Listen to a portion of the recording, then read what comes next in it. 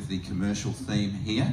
And Lewis, of course, it's interesting that it's almost been a sort of a truism that there's been a switch from investor appetite from residential during what are obviously questionable times for confidence and prices to more commercial investment. Have you seen that there's been an appetite, a stronger demand for commercial investment from perhaps smaller scale investors as a result of switching from the focus on residential investment, which has that sort of bricks and mortar security a flavour to it, to something a bit different but has issues perhaps that are more attractive in terms of yield, longer term returns? Have you sort of seen that as a productive part of what's been a more of a negative period in residential property over the last year or two?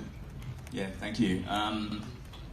Commercial property-wise, we've definitely not seen the impacts that residential's had, probably for a few reasons. The first reason is from a lending, financing environment, the banks have been a lot more easier to get financing and funding from for commercial property, especially for, say, retail shops or offices or industrial with tenants in them.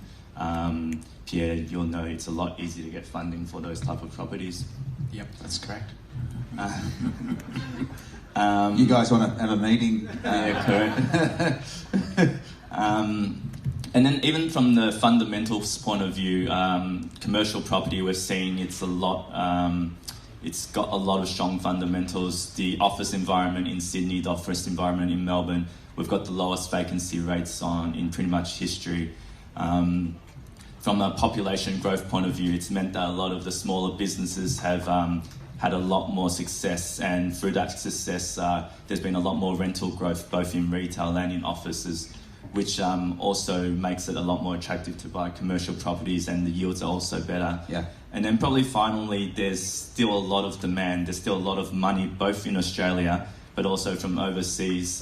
We've seen the Australian dollar pretty much hit bottom lows, 10% off from last year. Yeah. And that's been very attractive to a lot of the, especially Asian investors coming to Melbourne, coming to Sydney, coming to Melbourne, coming to Brisbane to look at commercial property. And on the flip side, probably the one negative is there hasn't been that much commercial property supply available for sale. Yeah. And that's probably also just really heightening that demand for commercial property at the moment.